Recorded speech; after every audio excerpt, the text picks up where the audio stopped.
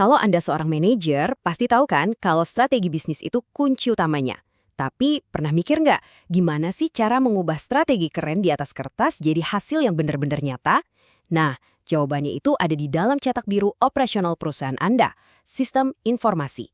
Hari ini kita bakal bedah tuntas 5 komponen intinya. Coba jujur deh, pernah nggak ngerasa kalau teknologi di kantor tuh bukannya ngebantuin, malah jadi nambahin kerjaan, bikin pusing, ribet? Kalau iya, Anda nggak sendirian kok. Banyak banget manajer yang ngerasa kejebak sama rumitnya software dan hardware.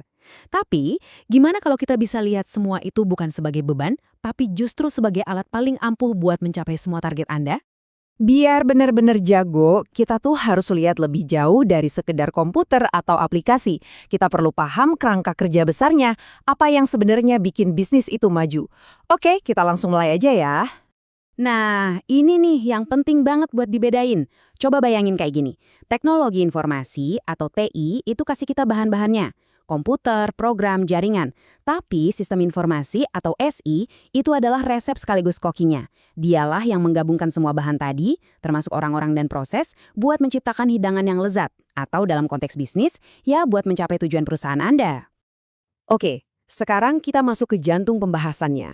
Anggap aja Anda lagi ngebangun sebuah mesin super canggih buat bisnis Anda. Nah, mesin ini punya 5 bagian penting, atau kita sebut aja 5 cetak biru, yang semuanya harus nyambung dan kerja bareng dengan sempurna. Yuk kita mulai dari fondasinya dulu, sesuatu yang fisik yang bisa kita lihat dan kita sentuh.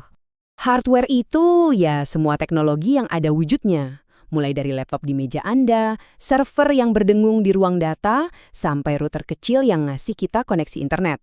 Biar gampang, kalau bisnis Anda itu toko roti, hardware itu ya gedung tokonya, oven buat manggang rotinya, sama mobil buat nganterin pesanan.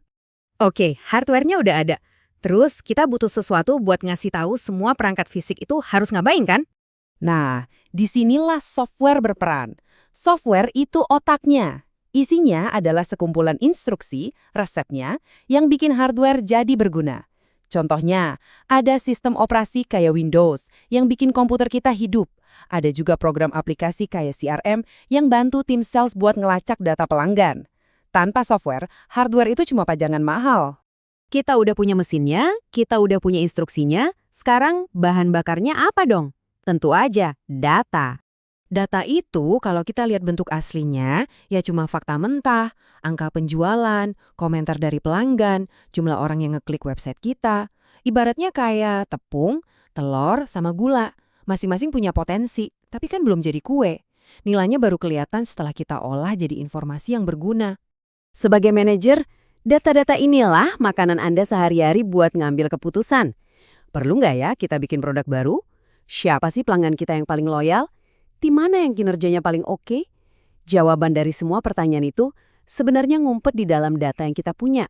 Oke, kita udah punya mesin, resep, sama bahan-bahannya. Pertanyaannya, gimana caranya kita mastiin semua orang pakai itu semua dengan cara yang sama dan benar setiap saat? Nah, disinilah prosedur masuk. Prosedur itu ibaratnya buku aturan main atau SOP. Isinya panduan gimana caranya buat mastiin tiap tugas itu dikerjain dengan benar dan konsisten. Mulai dari cara input data pelanggan baru sampai proses buat minta persetujuan budget. Prosedur yang jelas itu mencegah kekacauan dan menjaga kualitas. Dan akhirnya kita sampai di komponen yang paling penting, paling dinamis, dan jujur aja seringkali jadi yang paling rumit dari semuanya. Betul, manusia. Mulai dari staf di paling depan yang setiap hari input data, manajer kayak Anda yang pakai laporannya buat ambil keputusan, sampai tim IT yang rawat sistemnya. Setiap orang itu bagian penting dari sistem informasi. Dan seringkali tantangan terbesarnya juga ada di sini, entah itu karena ada yang susah diajak berubah atau karena kurangnya pelatihan. Paham kelima komponen ini satu persatu itu penting ya.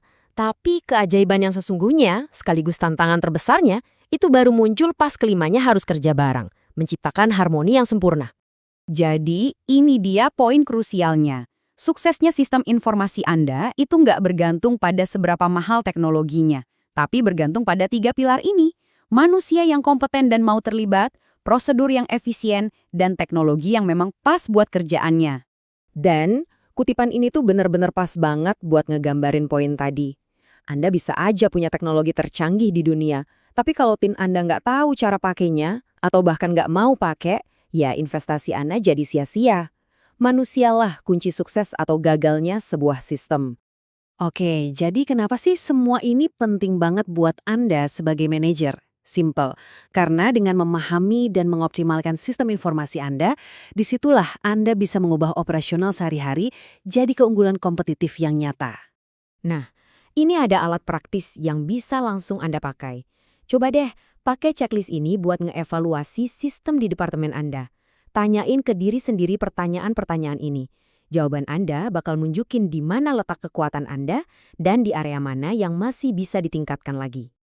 Inilah inti dari semuanya.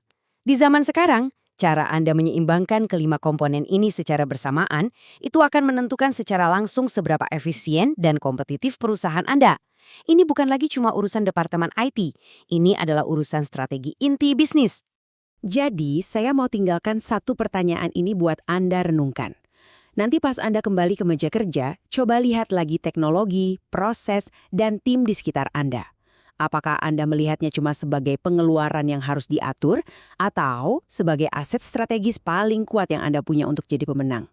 Pilihannya ada di tangan Anda.